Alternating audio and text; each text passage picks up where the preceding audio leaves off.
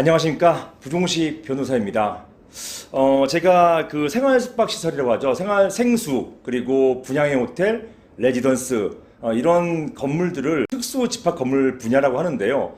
이런 분양형 호텔 관련해서 소송들을 좀 많이 해오고 있었습니다. 수년 전부터 다양한 이런 분양형 호텔 관련된 사례들을 다뤄오고 있었는데요. 저는 이런 소송을 통해서 접하는 이런 생활 숙박시설 또는 분양형 호텔의 문제점들을 알고 있었는데, 이번 시간에는 호텔 분야, 그리고 이런 분야, 특히나 분양형 호텔 분야까지도 정말 오랜 기간 동안 경험을 이제 닦아오시고 또 성공해 오신 그런 경영 전문가님을 모시고 이야기를 나눠보는 시간을 갖도록 하겠습니다. 자, 오늘 같이 이야기를 나눠볼 분은 약 27년간 호텔 등 외식업계에 있으면서 전문 경영인으로서 다양한 성공을 경험해 오신 분입니다. 우리 구자영 대표님 소개해 드리겠습니다. 안녕하세요. 예, 안녕하십니까. 제가 우리 시청자님들께 간단하게 우리 구 대표님의 경력에 대해서 한번 말씀을 드려보고자 하는데요. 정말 경력이 화려합니다. 제가 그 여러 경력들 중에서 몇 가지만 추렸는데요. 이랜드 그룹 기획실 팀장님, 그리고 이랜드 제주 켄싱턴 호텔 영업 총괄 지배인, 이랜드 한국톤도 제주 중문 총지배인, 서해건설 시사이 아덴 총지배인, 여수 유탑 마리나, 제주 유탑 유블레스, 광주 부티크 호텔 총괄 호텔 사업 본부장님, 그리고 더 있습니다. 경희대에서 관광학 박사학위까지 취득하셨네요. 예. 그리고 현재는 경희사이버대학교 글로벌 미래교육원 관광학과 겸임 교수님까지도 역임하고 계십니다. 그리고 마지막입니다. 호텔 리조트 학회 부회장까지 역임하고 계십니다. 경력이 어마어마하네요. 대단한 경력은 아니고요. 워낙 훌륭한 분들이 참 많으십니다. 다만 관광 숙박업, 호텔이죠. 관광 특일급 호텔, 그다음에 콘도미니엄, 그다음에 분양형 호텔, 외식 다양하게 두루 경험을 했다. 이런 차이가 좀 있을 수 있는데 워낙 훌륭한 분들이 시장에 많이 계십니다. 그래서 저는 오늘 이야기 나누려고 이렇게 참석하게 됐습니다. 네, 겸손하기까지 하시네요. 자, 그러면 방금 전에 말씀드린 것처럼 얼마 전까지 여수 유탑 마리나, 그 다음에 제주 유탑 유블레스, 광주 부티크 호텔, 여기에 총괄 본부장님까지 역임하셨네요. 네. 지금은 이제 어떤 일을 이제 맡고 계신가요? 예, 제가 이제 평생을 호텔업을 이제 해왔다고 볼 수 있는데요.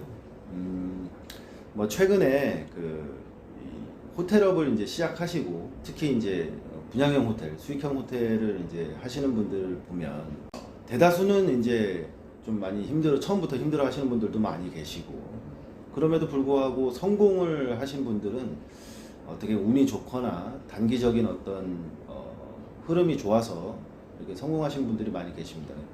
그럼에도 불구하고 이제 수년 또는 이렇게 운영을 하시다 보면 사이클을 만나게 되는데요. 또 어려움을 좀 겪고 이런 분들을 돕기 위해서 사업을 진행하게 됐고요. 이 일을 시작하게 됐습니다. 네, 종전에 이제 어떤 호텔 전문 경영인으로서의 이제 어떤 역할을 하셨다면, 이제 경영보다는 이런 경영 컨설팅 하시고자 이제 새 출발을 하신다는 그런 것이었군요. 예. 전반적으로는 호텔 개발과 운영, 전반적인 서비스를 제공하기 위해서 이 사업을 시작했습니다. 원래 구 대표님이 대기업 호텔을 경영하시다가 그 다음에 마지막에는 분양형 호텔까지 해보신 것으로 알고 있는데요. 이렇게 대기업이나 개인처럼 일반 한 사람이 운영하는 호텔하고 그 다음에 분양형 호텔, 이제 소유자가 여러 명이잖아요. 그분 소유자가 여러 명인 이 호텔을 또 경영해보신 경험에 따라서 양자가 어떻게 큰 차이가 있을까요? 어떠신가요? 네.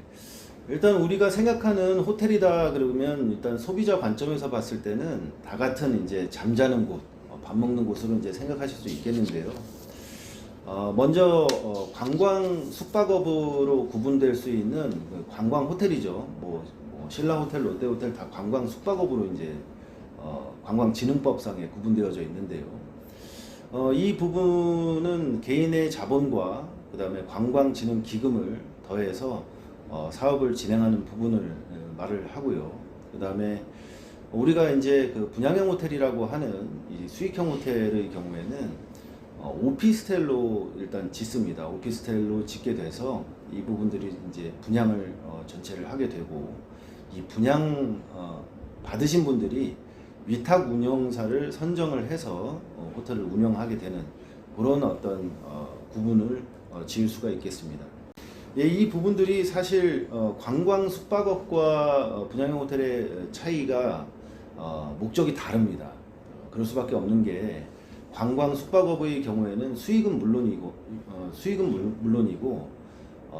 1인 기업이나 1인 개인이 이제 운영을 하다 보니까 어떤 브랜드 가치, 그러니까 즉 뭐 서비스 퀄리티라던가 또는 이런 보이지 않는 어떤 가치를 중요시하는 반면에 분양형 호텔의 경우에는 수분양자들과 뭐 분양가의 몇 %를 수익금으로 돌려주겠다라는 이런 어떤 형태의 계약이 이루어지다 보니까 관광 호텔은 긴 호흡으로 운영을 하는 반면에 분양형 호텔은 당장 수익을 내야 되는 약간 그런 차이가 있다, 이렇게 봐주시면 좋을 것 같습니다. 네, 제가 그 수년간 이런 분양 호텔 소송들을 이제 맡아왔는데 제가 그 맡아오면서 느꼈던 점을 이제 알게 된 것 같아요. 기본적으로 이런 분양 호텔 같은 경우 생기는 분쟁은 대부분이 이 수익 배분이 적절치 못하거나 또는 수익 배분이 있어서 투명하지 못하다, 이 운영사의 능력이 의심된다, 그리고 또는 아예 수익 배분이 없다, 수익 배분이 없어서 내가 당장 이걸 분양받기 위해서 내야 했던 그런 대출금 갚는 것도 빠듯하다, 이런 불만들이 굉장히 많으셨거든요.